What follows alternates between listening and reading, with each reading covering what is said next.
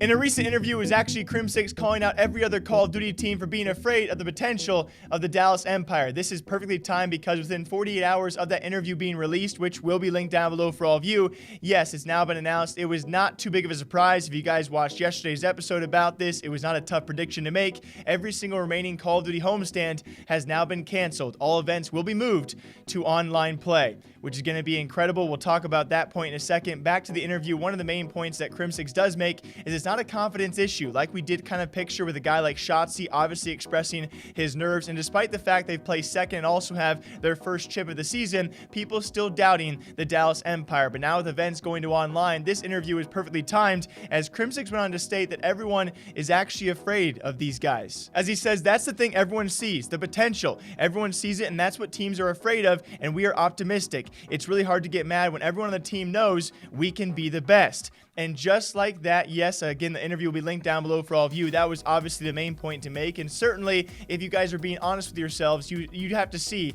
the Empire as probably a top 3, and I think by all eyes out there, a top 5 contender with their placement so far, with their record so far, and heck, even the standings. It's really tough to deny they are a top team currently in the league, and that many teams probably do fear them, especially now with all events going back to online.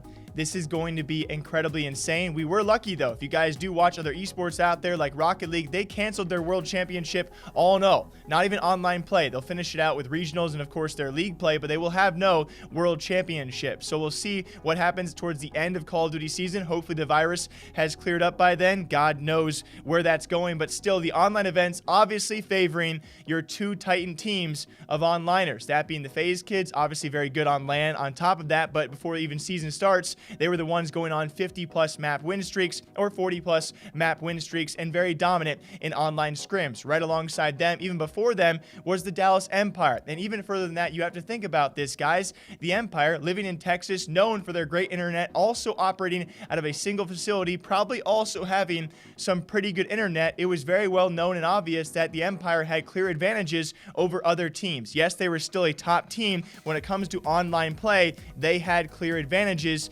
just like the FaZe kids just, naturally being very good online. It's going to be very curious to see if these two teams can really run it up in terms of the points and really surpass teams like the Huntsmen, who are not necessarily known to be dominant online, especially the likes of Formal, who still lives in LA. I highly expect for teams to probably try and relocate as the events do go on. It simply makes sense to call Formal, say, hey, come over to Chicago while we play this weekend out. Then you go back to LA. I would highly expect that, and hopefully that will be the case. But how will these other teams compete with the likes of FaZe and Empire?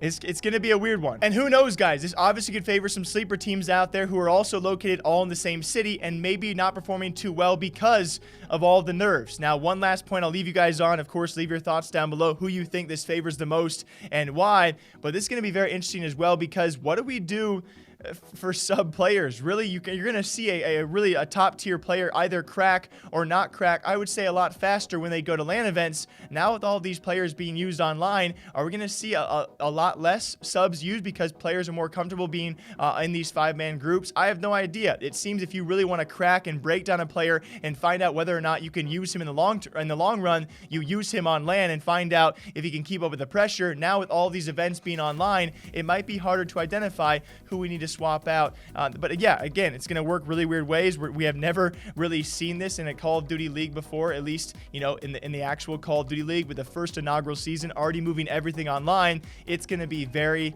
very strange, and we might see a few dominant teams. We might see a string of dominant teams. I hope we continue to see very close competition and upsets as well. I will certainly talk more about this probably tomorrow, because when it comes time for canceling Call of Duty homestands, certainly a lot of organizations who've already paid $25+ million are going to be hurt by this as well. Until next time, hope you guys all enjoy. Call of Duty League is now online.